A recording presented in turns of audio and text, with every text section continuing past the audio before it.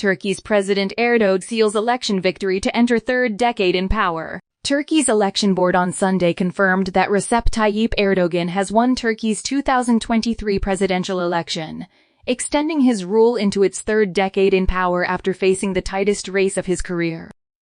Erdogan won Turkey's presidency in a runoff election with 5,214% of the votes, the High Election Board head Ahmet Yener said, making the results official.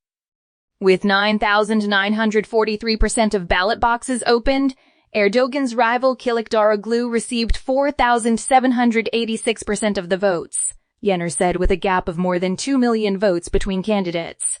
The rest of the uncounted votes will not change the result, he added. Earlier Sunday, Turkish public broadcaster TRT had called the presidential election for incumbent Erdogan. Analysts saw the 69-year-old Erdogan's victory as all but in the bag after the first vote on May 14, which saw him come out 5 percentage points ahead of his rival, in a giant blow to the opposition. Kılıçdaroğlu and his party CHOP had pledged change, economic improvement, the salvaging of democratic norms, and closer ties with the West, something many expected to take them to victory, especially as years of Erdogan's economic policies helped create a cost-of-living crisis in Turkey, but in the end, it wasn't enough. The AK Party leader's popularity remains alive and well, even despite public anger at a slow government response following a series of devastating earthquakes in February that killed more than 50,000 people. Many in Turkey and the Muslim world more widely see Erdogan as a protector of faithful Muslims who elevates Turkey globally and pushes back against the West, despite being a longtime Western ally. By contrast, Kılıçdaroğlu's party, the CHOP, strives for the fiercely secular model of leadership first established by Mustafa Kemal Atatürk, founder of the modern Turkish state. It's known for being historically more hostile to practicing Muslims, who form an enormous part of the Turkish electorate. Although the CHOP under Kılıçdaroğlu has softened its stance and was even joined by former Islamist party members, big decisions ahead. Erdogan has no shortage of work ahead of him, and his decisions will continue to have impacts far beyond Turkey's borders.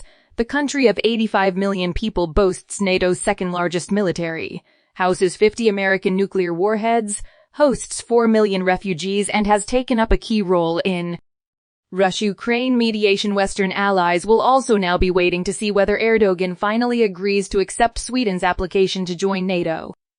Erdogan served as Turkey's prime minister from 2003 to 2014, and president from 2014 onward. He came to prominence as mayor of Istanbul in the 1990s, and was celebrated in the first decade of the new millennium for transforming Turkey's economy into an emerging market powerhouse.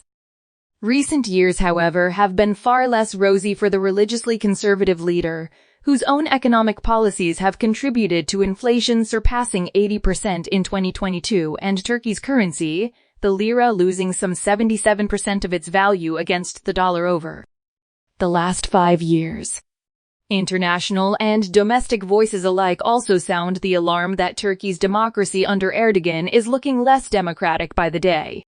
The frequent arrests of journalists, forced closures of many independent media outlets, and heavy crackdowns on past protest movements, as well as a 2017 constitutional referendum that vastly expanded Erdogan's presidential powers, signal what many say is a slide toward autocracy.